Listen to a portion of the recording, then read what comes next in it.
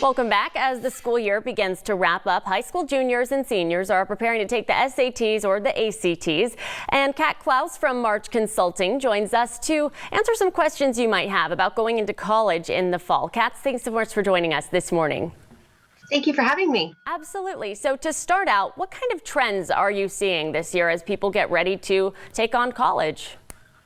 Well, with our seniors, the class of 2020, we're seeing a lot of students staying a little bit closer to home, which can be expected. So we're seeing a lot of students staying within a 2-hour radius of Bakersfield. We're also seeing a huge increase of students deciding to go to Bakersfield College or Taft College to transfer out.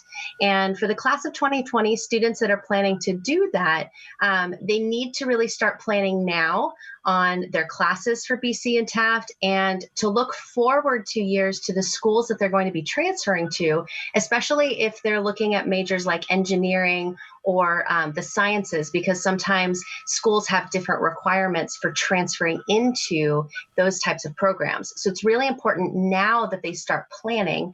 And we've seen a large increase in seniors coming back to us to do that, to create a plan of sorts of their classes and a transfer plan to the school that they're looking to go into, especially the UCs who have the transfer admissions guarantee for a lot of students who are looking to transfer.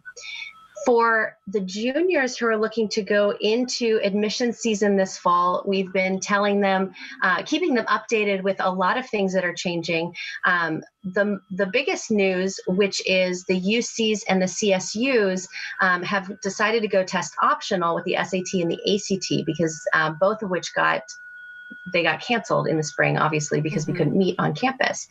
Our advice to juniors is there are going to be ACTs and SATs this fall. And even though things are optional, especially with the UC system, if they can take that test, they still need to, because for a lot of universities, it's still part of the point system that they use when they're reviewing your application. And so we're trying to keep them up to date with all of the changes that are going on right now in admissions, and to keep the anxiety level down, because schools are being really understanding, especially with pass, no pass. They are accepting everything. We know that the AP tests changed, and that was a big shift, and that's going on right now. And so mostly we're trying to bring the anxiety level down. Colleges are being really understanding. There's an area in applications now where you can explain the effects of COVID-19 on your junior year and possibly into your senior year.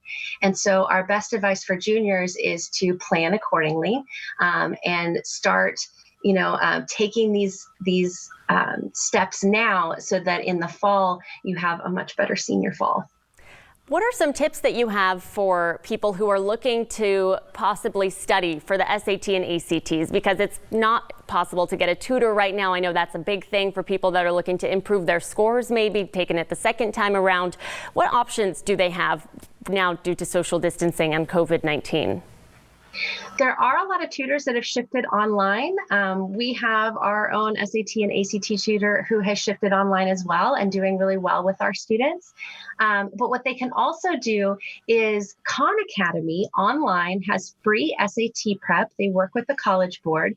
You can go in, take a practice test, and they'll evaluate what your strengths and weaknesses are. So you can actually start now. And I would highly advise sophomores and juniors to study for the SAT or the ACT all summer, because a lot of things got canceled. And so you have a lot of time.